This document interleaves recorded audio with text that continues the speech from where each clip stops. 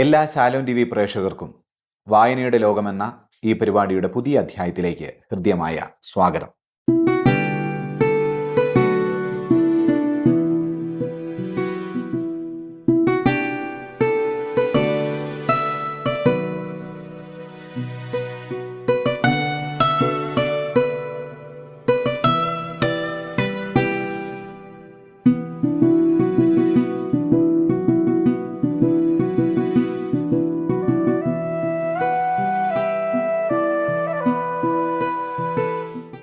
എന്തിനാണ് ദൈവം സഹനങ്ങൾ ജീവിതത്തിൽ അനുവദിക്കുന്നത് എന്ന് പലപ്പോഴും പരിഭവം പറഞ്ഞവരായിരിക്കാം നമ്മളിൽ പലരും. എന്തിനാണ് സഹനങ്ങളെന്ന് നിരന്തരം പരിഭവപ്പെടുന്നവർക്കിടയിലേക്ക് സഹനത്തിൻ്റെ അനിവാര്യതയെ വിശ്വാസത്തിൻ്റെ കണ്ണിലൂടെ നോക്കിക്കാണുവാൻ പ്രേരിപ്പിക്കുന്ന ഒരു പുസ്തകമാണ് ഞാൻ ഇന്ന് നിങ്ങളെ പരിചയപ്പെടുത്തുന്നത്. ഈ പുസ്തകത്തിൻ്റെ പേര് ദിവ്യകാരുണ്യത്തിൻ്റെ വാനമ്പാടി എന്നാണ്. ഒരുപക്ഷെ നിങ്ങളിൽ പലരും ഈ പുസ്തകം വായിച്ചിട്ടുണ്ടാവാം. നിങ്ങളിൽ ആരെങ്കിലും ഈ പുസ്തകം വായിച്ചിട്ടില്ല എങ്കിൽ തീർച്ചയായും വായിച്ചിരിക്കേണ്ട ഒരു പുസ്തകം. സഹനങ്ങളിലൂടെ കടന്നു പോകുമ്പോൾ പരിഭവങ്ങളും വേദനകളുമൊക്കെ ഉന്നയിക്കുന്ന മനുഷ്യന് ഈ പുസ്തകം വായിച്ചു കഴിയുമ്പോൾ സഹനത്തിൻ്റെ യഥാർത്ഥ രക്ഷാകര മൂല്യമെന്തെന്ന് തിരിച്ചറിയുവാനുള്ള ഉൾക്കാഴ്ച തെളിഞ്ഞു തുടങ്ങും. ഈ പുസ്തകം കണ്ണു നനയാതെ ഒരാൾക്കും വായിച്ചു തീർക്കാനാവില്ല എന്ന് എനിക്ക് ഉറപ്പുണ്ട്. ഈ പുസ്തകത്തിലെ അക്ഷരത്താളുകളിലൂടെ കടന്നുപോയപ്പോഴൊക്കെ ജീവിതത്തിൻ്റെ നോവുകളെക്കുറിച്ചുള്ള അവയെ ദൈവ സാന്നിധ്യത്തിൻ്റെ സ്മരണകളിൽ നിലനിന്നുകൊണ്ട് കാണുവാനുള്ള ഒരു ഉൾക്കാഴ്ച ലഭിച്ചു എന്ന് എനിക്ക് വ്യക്തിപരമായി അനുഭവപ്പെട്ടു. ക്രൈസ്തവ ജീവിതത്തിൽ സഹനത്തിൻ്റെ പ്രസക്തി എന്താണ് എന്ന് ഈ പുസ്തകം നമുക്ക് മുമ്പിലേക്ക് ചില ബോധ്യങ്ങൾ പകർന്നു നൽകുകയാണ്. അജ്ന എന്ന് പറയുന്ന പെൺകുട്ടിയുടെ സഹനനിർഭരമായ ജീവിത വഴിത്താരകളെ അനുസ്മരിച്ചുകൊണ്ട് ഫാദർ ജോസഫ് കുമ്പുക്കൽ എന്ന വൈദികനും ഒപ്പം ജിത്ത് ജോർജ് എന്ന് പറയുന്ന ജീസസ് യൂത്ത് പ്രവർത്തകനും കൂടി എഴുതി തയ്യാറാക്കിയ ഹൃദയസ്പർശിയായ ഒരു പുസ്തകമാണ് ദിവ്യകാരുണ്യത്തിൻ്റെ വാനമ്പാടി. ഒരുപക്ഷെ അജ്ന എന്ന പെൺകുട്ടിയെ നിങ്ങൾ മറന്നിട്ടുണ്ടാവില്ല എന്ന് ഞാൻ വിചാരിക്കുന്നു. തേവര സേക്രഡ് ഹാർട്ട് കോളേജിൽ വിദ്യാഭ്യാസം സ്വീകരിച്ച് അധ്യാപനത്തിലേക്ക് പ്രവേശിക്കുന്ന ഘട്ടത്തിലാണ് അജ്ന ജോർജ് എന്ന ഈ പെൺകുട്ടിയുടെ ജീവിതത്തിലേക്ക് ക്യാൻസർ എന്ന രോഗം കടന്നു വരുന്നത്. അവളുടെ ജീവിതത്തിൻ്റെ സ്വപ്നങ്ങളെയെല്ലാം നശിപ്പിച്ചുകൊണ്ട് സജീവമായി അവൾ ചെയ്തുകൊണ്ടിരുന്ന ജീസസ് യൂത്ത് പ്രവർത്തനങ്ങളെയും മറ്റു വിധത്തിലുള്ള ആധ്യാത്മിക പ്രവർത്തനങ്ങളെയുമൊക്കെ താറുമാറാക്കുന്ന വിധത്തിൽ അവളുടെ സ്വപ്നങ്ങൾക്ക് കടിഞ്ഞാണിട്ടുകൊണ്ട് അർബുദമെന്ന ആ ക്രൂരനായ വില്ലൻ അവളുടെ ജീവിതത്തിലേക്ക് പ്രവേശിച്ചപ്പോൾ അവൾ വീണുപോകുമെന്ന് പലരും വിചാരിച്ചു. എന്നാൽ ക്രിസ്തുവിലുള്ള ദിവ്യകാരുണ്യത്തിലുള്ള അചഞ്ചലമായ വിശ്വാസത്തിലൂടെ തൻ്റെ ജീവിതത്തിൽ സഹനങ്ങൾക്ക് രക്ഷാകരമായി മൂല്യമുണ്ട് എന്ന് അവൾ തൻ്റെ ജീവിതം കൊണ്ട് മറ്റുള്ളവരെ ബോധ്യപ്പെടുത്തി. ഫാദർ ജോസഫ് കുമ്പുക്കലും ജിത്ത് ജോർജും കൂടെ ചേർന്ന് എഴുതിയിരിക്കുന്ന ഈ ഗ്രന്ഥം നമ്മുടെ ആത്മാവിനെ വലിയൊരു ബോധ്യത്തിലേക്കും ആത്മീയ ഉന്നതിയിലേക്കും നയിക്കുന്ന ഗ്രന്ഥമാണ് എന്ന കാര്യത്തിൽ തർക്കമൊന്നുമില്ല. ഈ പുസ്തകം വായിച്ചിട്ടുള്ളവരെല്ലാം കരഞ്ഞിട്ടുണ്ടാകും എന്നാണ് ഞാൻ വിചാരിക്കുക. കാരണം കണ്ണിൽ നനവ് പൊടിയാതെ ഈ പുസ്തകത്തിൻ്റെ ഒരു താളും നിങ്ങൾക്ക് മറച്ചു പൂർത്തിയാക്കാൻ സാധിക്കുകയില്ല. ജീവിതത്തിൽ അത്രമേൽ സഹനത്തിലൂടെ കടന്നുപോയ ഒരു പെൺകുട്ടി. ശോഭനമായൊരു ഭാവിയുണ്ട് എന്ന് എല്ലാവരും അവളെക്കുറിച്ച് വിധി എഴുതിയപ്പോഴും ദൈവം അവളെക്കുറിച്ച് ഒരുക്കിയ പദ്ധതി വ്യത്യസ്തമായിരുന്നു. തൻ്റെ നിണമണിഞ്ഞ കാൽപ്പാടുകളെ അനുധാവനം ചെയ്തുകൊണ്ട് സ്വർഗ സൗഭാഗ്യത്തിലേക്ക് പ്രവേശിക്കാനും അനേകം അവിശ്വാസികളുടെ വിശ്വാസത്തെ പ്രോജ്വലിപ്പിക്കുവാൻ ഒരു വിശ്വാസ സാക്ഷ്യമായി അവളുടെ സഹന ജീവിതം വഴിമാറ്റി വിടുക എന്നതുമായിരുന്നു കർത്താവിൻ്റെ പദ്ധതി എന്ന് ഈ ഗ്രന്ഥം വായിച്ചു കഴിഞ്ഞപ്പോൾ എനിക്ക് മനസ്സിലായി. ഈശോ പല കാലഘട്ടത്തിലും പല മനുഷ്യരെയും ഇങ്ങനെ ഉപയോഗിക്കാറുണ്ട്. നിറം കെട്ടുപോയ നമ്മുടെ ജീവിതത്തിൽ, വിശ്വാസ ജീവിതത്തിൽ പ്രത്യാശയുടെ നിറങ്ങൾ പകർന്നു നൽകുവാൻ, കുറച്ചുകൂടി വിശ്വാസബോധ്യങ്ങളിലേക്ക് വളരുവാൻ ഇങ്ങനെയുള്ള ചില മനുഷ്യരെ കർത്താവ് ഓരോ കാലഘട്ടത്തിലും ഉയർത്തിക്കൊണ്ടുവരാറുണ്ട്. അങ്ങനെ ദൈവത്താൽ ഉയർത്തപ്പെട്ട പെൺകുട്ടിയുടെ പേരാണ് അജ്ന ജോർജ്. ഈ പുസ്തകത്തിൽ അവൾ കടന്നുപോയ സഹനത്തിൻ്റെ വഴികളെയാണ് ഫാദർ ജോസഫ് കുമ്പുക്കലും ജിത്ത് ജോർജ് എന്ന അവളുടെ സഹയാത്രികനും ചേർന്ന് ഈ ഗ്രന്ഥത്തിലൂടെ അവതരിപ്പിക്കുന്നത്. സഹനങ്ങളൊന്നും പാഴാകുന്നില്ല എന്ന പേരിൽ ഇതിൻ്റെ മുഖപുരയിൽ ജോസഫ് കുമ്പുക്കലച്ചൻ ഹൃദയസ്പർശിയായ ഒരു ലേഖനം എഴുതിയിട്ടുണ്ട്. അതിൽ അദ്ദേഹം ഇങ്ങനെ പറയുകയാണ്: തലശ്ശേരി അതിരൂപതയ്ക്ക് വേണ്ടി പട്ടമേറ്റ ഞാൻ തേവര സേക്രഡ് ഹാർട്ട് കോളേജിൽ അധ്യാപകനായി എത്തിയത് ദൈവ നിയോഗമായിരുന്നുവെന്ന് തിരിച്ചറിയുന്നു. അതുകൊണ്ടാണല്ലോ അജ്ന എന്ന മാലാക കുഞ്ഞിനെ പരിചയപ്പെടാനായതും അവളുടെ ആത്മീയ വളർച്ചയിൽ എളിയ രീതിയിലെങ്കിലും സഹായിക്കാനായതും. ക്ലാസ് മുറിയിൽ അധ്യാപകനായും തുടർന്നുള്ള വർഷങ്ങൾ ജീസസ് യൂത്തിലെ അവളുടെ പ്രവർത്തനങ്ങൾക്ക് വഴികാട്ടിയായും പ്രവർത്തിക്കാനായത് വലിയ പുണ്യമായി കരുതുന്നു. വിശ്വമഹാകവിയായ ദൈവം തൻ്റെ സുവർണ വിരലുകൾ കൊണ്ട് രചിച്ച അജ്ന എന്ന സഹനകാവ്യത്തിൻ്റെ ഒരു എളിയ വായനക്കാരൻ മാത്രമാണ് ഞാൻ. അവളുടെ അധ്യാപകനായും അവളുടെ ആത്മീയ ഉപദേഷ്ടാവുമായി അവളുടെ ജീവിതത്തിൽ നിർണായകമായ സ്വാധീനം ചെലുത്തിയ ജോസഫ് കുമ്പുക്കലച്ചൻ ഈ വരികൾ കുറിക്കുമ്പോൾ എത്രത്തോളം അജ്ന എന്ന പെൺകുട്ടിയുടെ വിശുദ്ധിയുടെ തലങ്ങളെ അദ്ദേഹം ഈ ഗ്രന്ഥത്തിലൂടെ കണ്ടെടുക്കുന്നുവെന്നും അവളുടെ അധ്യാപകനായിരിക്കുന്നതിൽ അദ്ദേഹം എത്രമേൽ അഭിമാനിക്കുന്നുണ്ട് എന്നും നമുക്ക് വ്യക്തമാകുന്നു. തീർച്ചയായിട്ടും അവളോട് ചങ്ങാത്തം കൂടിയവരും അവളുടെ കൂടെ നടന്നവരുമൊക്കെ അവളെ പ്രതി അഭിമാനിക്കുന്നുണ്ട് എന്നുള്ള കാര്യത്തിൽ യാതൊരു സംശയവുമില്ല. കാരണം അത്രമേൽ ബോധ്യങ്ങൾ നൽകുന്നതാണ് അവളുടെ ജീവിതം. ക്രിസ്ത്യാനിറ്റിയിൽ മാത്രമാണ് സഹനങ്ങൾക്ക് ഉദാത്തമായൊരു സങ്കല്പമുള്ളത്. ലോകത്തെ സംബന്ധിച്ചിടത്തോളം സഹനം എന്നത് അനാവശ്യമായ ഒരു വസ്തുതയാണ്.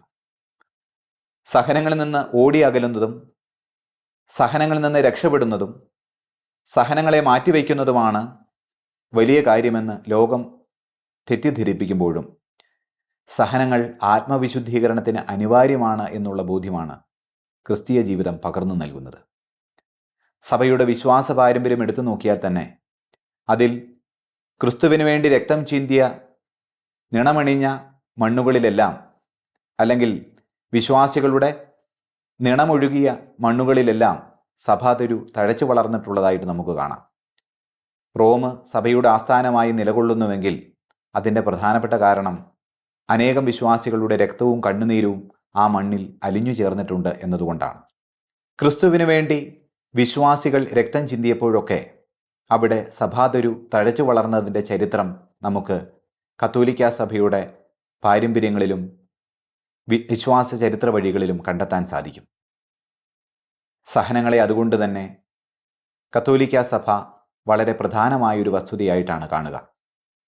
എന്നാൽ പലപ്പോഴും ലോകം പറയുന്നത് സഹനങ്ങളിൽ നിന്ന് എങ്ങനെയെങ്കിലും ഓടി രക്ഷപ്പെടണമെന്നാണ്.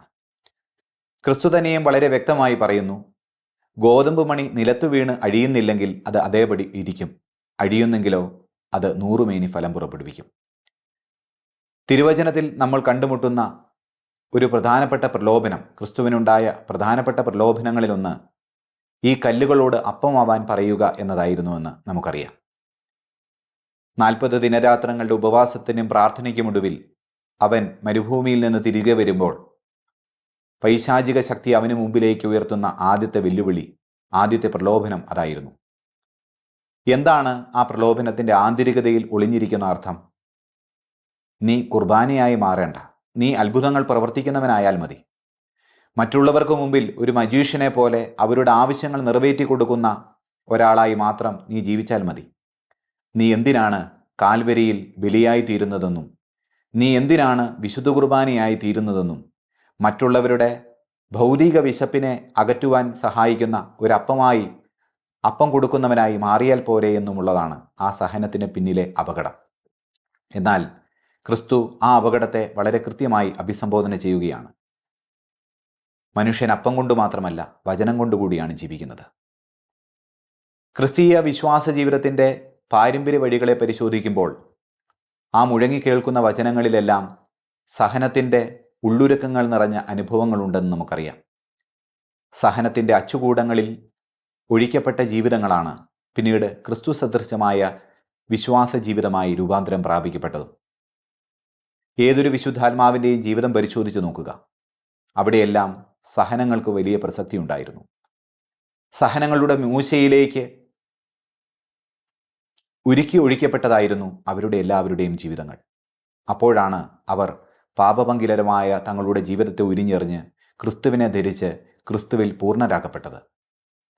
ഈ പുസ്തകം വായിക്കുമ്പോൾ സഹനത്തിൻ്റെ വ്യത്യസ്തമായ തലങ്ങളെ അജ്ന എന്ന പെൺകുട്ടി എപ്രകാരമാണ് സമീപിച്ചത് എന്നതിൻ്റെ വെളിച്ചത്തിൽ കുറച്ചുകൂടി തെളിച്ചമുള്ള ഒരു അവബോധം സഹനത്തെക്കുറിച്ച് രൂപപ്പെടുത്തുവാൻ ഈ പുസ്തകം നമ്മളെ സഹായിക്കുന്നു. ഈ പുസ്തകം വായിച്ചപ്പോഴൊക്കെ എത്ര വിവേകത്തോടും ആത്മസംയമനത്തോടും അതിലുപരി വിശുദ്ധിയോടും കൂടിയാണ് അവൾ സഹനത്തെ നേരിട്ടത് എന്ന് കണ്ട് ഞാൻ അത്ഭുതപ്പെട്ടു പോയി. ജീവിതത്തിൽ ചെറിയൊരു രോഗം വരുമ്പോൾ, എന്തെങ്കിലുമൊക്കെ ചെറിയ ബുദ്ധിമുട്ടുകൾ വരുമ്പോൾ പരാതികളും പരിഭവങ്ങളും കൊണ്ട് നമ്മൾ ഈശോയെ ബുദ്ധിമുട്ടിപ്പിക്കാറുണ്ട്. എന്നാൽ തൻ്റെ ജീവിതത്തിൻ്റെ എല്ലാ സ്വപ്നങ്ങളും തകർത്തെറിഞ്ഞുകൊണ്ട് അർബുദമെന്ന രോഗം തൻ്റെ ജീവിതത്തിലേക്ക് അപ്രതീക്ഷിതമായ ഒരു അതിഥിയായി കടന്നു വന്നപ്പോൾ അജ്ന അതിനു മുമ്പിൽ പതറിപ്പോവുകയല്ല. മറിച്ച് ദിവ്യകാരുണ്യനാഥനിൽ നിന്ന് താൻ സ്വീകരിച്ച സ്നേഹാഗ്നിയുടെ നിറവിൽ അവളുടെ ജീവിതത്തെ അനേകം പേർക്ക് മുമ്പിൽ ഒരു സാക്ഷ്യരേഖയായി അവൾ പുനരവതരിപ്പിക്കുകയാണ് ചെയ്തത്. ഈ കാലഘട്ടത്തിലും ദൈവം ഇങ്ങനെയുള്ള വിശുദ്ധരെ രൂപപ്പെടുത്തുന്നുവല്ലോ എന്നോർത്ത് ഞാൻ അത്ഭുതപ്പെട്ടു പോയി. ദൈവം അതാത് കാലഘട്ടത്തിൽ ഓരോ മനുഷ്യരെയും വിശ്വാസത്തിലേക്ക് അടുപ്പിക്കുവാൻ, അവൻ്റെ സ്നേഹാഗ്നിയിലേക്ക് ചേർത്ത് നിർത്തുവാൻ, അവരുടെ ഹൃദയങ്ങളെ ജ്വലിപ്പിക്കുവാൻ അവനു ചേർന്ന വ്യക്തികളെ രൂപാന്തരപ്പെടുത്തും എന്നുള്ള വലിയ വസ്തുതയ്ക്ക് അടിവരയിടുകയാണ് അജ്ന എന്ന ഈ പെൺകുട്ടിയുടെ ജീവിതം. ആദ്യമായൊരു ജോലി കിട്ടി, ആ ജോലിയിലേക്ക് പ്രവേശിക്കാൻ പോകുന്ന അതേ ദിവസം ജീവിതത്തിലേക്ക് അർബുദമെന്ന രോഗം കടന്നു വരുമ്പോൾ ഏതൊരു വ്യക്തിയാണെങ്കിലും സ്വാഭാവികമായും തന്നെ സൃഷ്ടിച്ച ദൈവത്തെ തള്ളിപ്പറയാനാണ് സ്വാഭാവികമായും സാധ്യത കൂടുതലുള്ളത്. എന്നാൽ തൻ്റെ ജീവിതത്തിലെ വളരെ സന്തോഷം നിറഞ്ഞ ഒരു അവസ്ഥയുടെ അതേ ദിനത്തിൽ തന്നെ തൻ്റെ ജീവിതത്തിലേക്ക് മഹാരോഗം സമ്മാനിച്ച ക്രിസ്തുവിനെ അവൾ തെല്ലും പരിഭവവും കൂടാതെ സ്നേഹത്തോടുകൂടെ ചേർത്തണയ്ക്കുകയാണ്. അവളുടെ രോഗാതുരമായ കാലയളവിൽ ഓരോന്നിലും അവൾ ദിവ്യകാരുണ്യം സ്വീകരിച്ചുകൊണ്ട് ദിവ്യകാരുണ്യത്തിൻ്റെ വാനമ്പാടിയായി തൻ്റെ ജീവിതത്തിൽ ദിവ്യകാരുണ്യ രൂപനായ ക്രിസ്തുവിൻ്റെ സ്നേഹ അഗ്നിജ്വാലകളെ മറ്റുള്ളവരിലേക്ക് പകർന്നു നൽകുവാൻ അവൾ കാണിച്ച വിവേകവും ആത്മീയമായ ആവേശവുമൊക്കെയാണ് ഈ പുസ്തകത്തിൻ്റെ ഉള്ളിൽ നമ്മൾ കണ്ടെത്തുക. ഒരു സാധാരണ ജീവിത സാഹചര്യത്തിൽ വളർന്നു വന്ന ഒരു പെൺകുട്ടി, അവളുടെ കഠിനാധ്വാനത്തിൻ്റെ നാളുകളിലൂടെ അവൾ വിശ്വാസ ജീവിതത്തെ മുന്നോട്ട് കൊണ്ടുപോയി. എപ്പോഴും ആത്മീയ ജീവിത പരിസരങ്ങളിലായിരിക്കുന്നതിൽ അവൾ സന്തോഷം കണ്ടെത്തി. ഒഴിവുവേളകളിലെല്ലാം ദിവ്യകാരുണ്യനാഥൻ്റെ സന്നിധിയിൽ പോയിരിക്കുന്നതിൽ അവൾ സന്തോഷം കണ്ടെത്തി. അങ്ങനെ എന്നും ദിവ്യകാരുണ്യത്തോട് ചേർന്ന് ജീവിച്ച അവളുടെ ജീവിതത്തിലേക്ക് സ്വാഭാവികമായും ഈ മഹാരോഗം സമ്മാനിച്ച ദുരിതങ്ങൾ പറഞ്ഞറിയിക്കാവുന്നതിലും അധികമാണ്. എൻ്റെ തീപ്പൊരി കൂട്ടുകാരി എന്നാണ് ജിത്ത് ജോർജ് അജ്ന ജോർജിനെ കുറിച്ച് അടയാളപ്പെടുത്തിയിരിക്കുന്നത്. ക്രിസ്തുവിനെ ഇങ്ങനെ സ്നേഹിച്ച ഈ പെൺകുട്ടിയുടെ ജീവിതം അക്ഷരക്കൂട്ടുകളായി അവർ എഴുതുന്നതിനിടയിൽ പലവട്ടം ഞങ്ങൾ കരഞ്ഞുപോയിട്ടുണ്ട് എന്ന് അദ്ദേഹം പറയുകയാണ്. അദ്ദേഹം ഇങ്ങനെ എഴുതുന്നുണ്ട്: ഈ പുസ്തകം എഴുതുന്നതിനിടയിൽ പലപ്പോഴും ഞങ്ങളുടെ മിഴികൾ കവിഞ്ഞൊഴുകിയിരുന്നു. ഈ പുസ്തകത്തിൻ്റെ പ്രൂഫ് റീഡിംഗ് നടത്തിയവരുടെ പോലും കണ്ണുകൾ നിറഞ്ഞ് അത്രമാത്രം പ്രചോദനമാണ് അവളുടെ ജീവിതമെന്ന് എനിക്ക് തെളിവായി വായിച്ചെടുക്കാനാകുമെന്ന്. പ്രിയപ്പെട്ടവരെ, ജീവിതത്തിൽ സഹനങ്ങളിലൂടെ കടന്നു പോകുന്ന ഒരു മനുഷ്യനാണ് നിങ്ങളെങ്കിൽ തീർച്ചയായും നിങ്ങൾ ഈ പുസ്തകം വായിക്കണം. നിങ്ങളുടെ ജീവിതത്തിൻ്റെ സഹനങ്ങൾക്ക് പിന്നിൽ ഒളിഞ്ഞിരിക്കുന്ന ഒരു രക്ഷാകര മൂല്യത്തെക്കുറിച്ചുള്ള അവബോധം ഈ പുസ്തകം നിങ്ങൾക്ക് പകർന്നു നൽകും. സുന്ദരമായ അവളുടെ മുഖം ക്യാൻസർ എന്ന മഹാവിപത്ത് വന്ന് കാർന്നു തിന്നപ്പോഴും അവളുടെ ആത്മാവിൻ്റെ സൗന്ദര്യം തെല്ലും നഷ്ടപ്പെട്ടില്ല എന്നതാണ് അവളുടെ ജീവിതത്തിൻ്റെ വിശുദ്ധിയുടെ മാനദണ്ഡം. ഏശയ്യായുടെ പുസ്തകം 52:14 നമ്മളിങ്ങനെ കാണുന്നു: അവനെ കണ്ടവർ അമ്പരന്നുപോയി, മനുഷ്യനെന്ന് തോന്നാത്ത വിധം അവൻ വിരൂപനായിരുന്നു.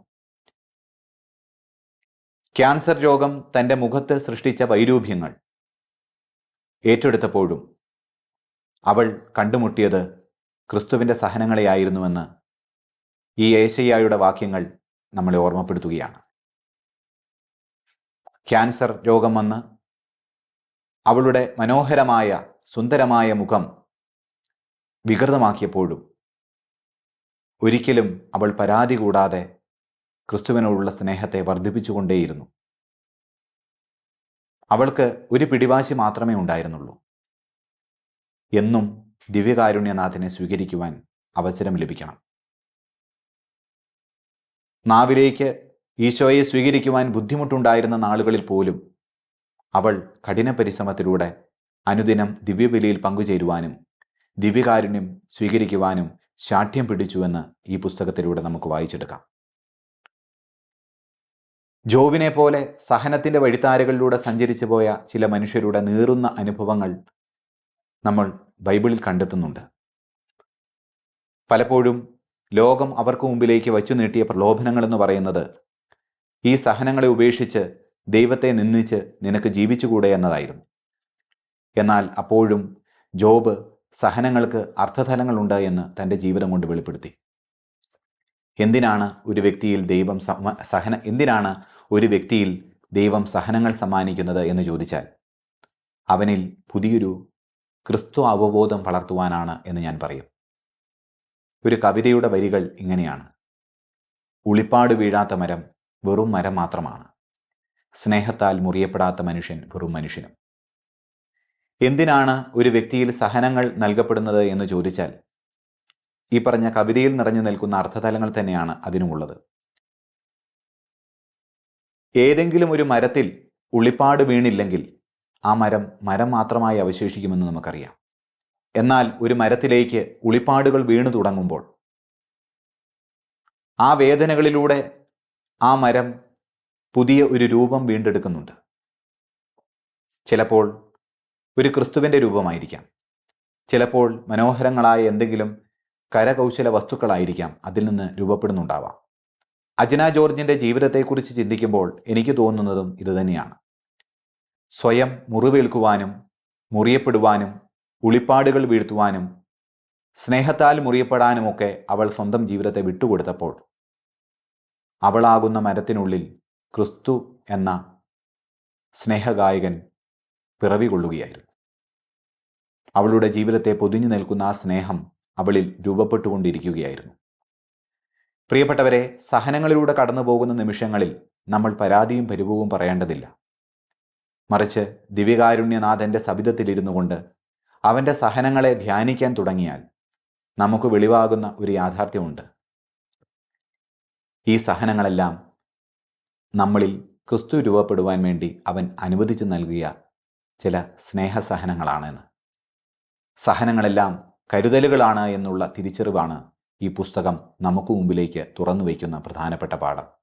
ജീവിതത്തിൻ്റെ പ്രതീക്ഷകൾ നഷ്ടപ്പെടുമ്പോഴും സഹനങ്ങൾ നിങ്ങളുടെ ജീവിതത്തെ ചൂഴ്ന്നു നിൽക്കുമ്പോഴുമൊക്കെ നിങ്ങൾ ഈ പുസ്തകത്തിലൂടെ ഒന്ന് കടന്നു പോകുന്നത് നല്ലതാണ്. കാരണം നഷ്ടപ്പെട്ടു പോയ നിങ്ങളുടെ പ്രത്യാശയെ വീണ്ടെടുക്കുവാനും നിങ്ങളുടെ വിശ്വാസ ജീവിതത്തെ ആഴത്തിൽ ആത്മപരിശോധനയ്ക്ക് വിധേയമാക്കി അതിനെ കുറച്ചുകൂടി കഴുകി വിശുദ്ധീകരിക്കുവാനുമൊക്കെ ഈ പുസ്തകത്തിലെ വരികൾ നിങ്ങളെ സഹായിക്കുമെന്ന കാര്യത്തിൽ തർക്കമില്ല.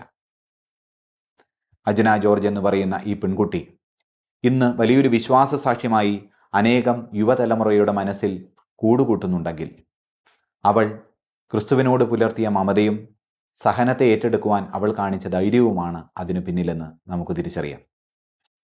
പ്രിയപ്പെട്ടവരെ, നിങ്ങൾ തീർച്ചയായും ഈ പുസ്തകത്തിലൂടെ കടന്നു പോകുമ്പോൾ വിശുദ്ധിയിലേക്കായി നിങ്ങൾക്കൊരുക്കിയ സ്നേഹക്ഷണങ്ങളായിരുന്നുവെന്ന് തിരിച്ചറിയുവാൻ ഈ ഗ്രന്ഥം നിങ്ങളെ പരിശീലിപ്പിക്കും. നല്ല ദൈവം എൻ്റെ രോഗവും വേദനയും എടുത്തു മാറ്റിയിട്ടില്ലേ ഈ പുസ്തകത്തിൽ അജ്ന ജോർജിൻ്റെ വാക്കുകൾ ഇങ്ങനെ പ്രതിധ്വനി സൃഷ്ടിക്കുകയാണ്. നല്ല ദൈവം എൻ്റെ രോഗവും വേദനയും എടുത്തു മാറ്റിയിട്ടില്ലെന്നത് ശരിയാണ്. എന്നാൽ അവിടുന്ന് കഷ്ടതയുടെ ഈ നാളുകളിൽ എന്നെ എന്തുമാത്രം പരിപാലിക്കുന്നുണ്ട് എന്നത് ഞാൻ അടുത്തറിഞ്ഞിട്ടുണ്ട്.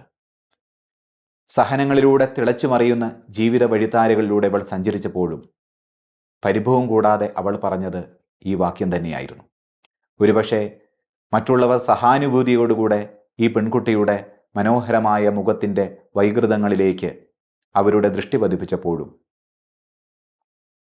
അവൾ പറയാൻ ശ്രമിച്ചതും അവർ ആവർത്തിച്ച് പറഞ്ഞതും ഇതുതന്നെയാണ്: എൻ്റെ സഹനങ്ങളെ ക്ഷമയോടുകൂടി സഹിക്കാൻ എൻ്റെ കർത്താവ്, എൻ്റെ പ്രാണപ്രിയൻ എന്നെ അനുവദിച്ചല്ലോ. മനോഹരമായ അവളുടെ മുഖം വികൃതമായപ്പോഴും അവളുടെ ആത്മാവിൻ്റെ ശോഭ തെല്ലും കെട്ടുപോയില്ലെന്നോ നാൾക്കുനാൾ സഹനങ്ങളുടെ മൂശയിലൂടെ അവളുടെ ജീവിതം ഉരുക്കിയൊടിക്കപ്പെട്ടുകൊണ്ടിരുന്നപ്പോഴെല്ലാം അവളുടെ ആത്മാവിൻ്റെ തേജസ് വർദ്ധമാനമാവുകയായിരുന്നുവെന്നും ഈ പുസ്തകത്തിലെ അനുഭവരേഖകൾ സാക്ഷ്യപ്പെടുത്തുന്നു. തീർച്ചയായും ഈ ഗ്രന്ഥം നിങ്ങൾ വായിക്കുക. അങ്ങനെ നിങ്ങളുടെ ജീവിതത്തിലെ സഹനങ്ങളെ കുറച്ചുകൂടി പ്രതീക്ഷയോടുകൂടെ സ്നേഹത്തോടുകൂടെ എതിരേൽക്കുവാൻ ശീലിക്കുക. അതിലുപരിയായി ദിവ്യകാരുണ്യനാഥൻ്റെ സവിധത്തിലേക്ക്, അവൻ്റെ സഹനത്തിൻ്റെ ഹൃദയസ്പന്ദനങ്ങളിലേക്ക് ചെവി ചേർത്ത് വയ്ക്കുമ്പോൾ മറ്റൊരു ക്രിസ്തുവായി വിശുദ്ധ യോഹന്നാനെ പോലെ നിങ്ങൾക്കും ഒരു ക്രിസ്തു ശിഷ്യനായി രൂപാന്തരപ്പെടുവാൻ സാധിക്കുമെന്നും അജ്ന ജോർജ് എന്ന് പറയുന്ന ഈ പെൺകുട്ടിയുടെ ജീവിതം പോലെ മഹത്തരമായൊരു ജീവിതത്തിലേക്ക്, നിത്യജീവിതത്തിൻ്റെ വസന്ത കാലഘട്ടത്തിലേക്കുള്ള പ്രതീക്ഷയിലേക്ക് ഈ ജീവിതവും ചേർത്ത് വയ്ക്കുവാൻ സാധിക്കുമെന്നും നമുക്ക് ഈ പുസ്തകം ഒരു പ്രത്യാശ തുറന്നു വയ്ക്കുന്നുണ്ട്. ഏവർക്കും നല്ല ഒരു വായനാനുഭവം നേരുന്നു. ഇനിയും ജീവിതത്തെ പ്രകാശിപ്പിക്കുന്ന, ജീവിതത്തിന് ഉൾക്കാഴ്ച നൽകുന്ന മറ്റു ഗ്രന്ഥങ്ങളുമായി കണ്ടുമുട്ടാമെന്ന പ്രതീക്ഷയോടുകൂടെ ഈ അധ്യായം ഇവിടെ അവസാനിക്കുന്നു. നന്ദി, നമസ്കാരം.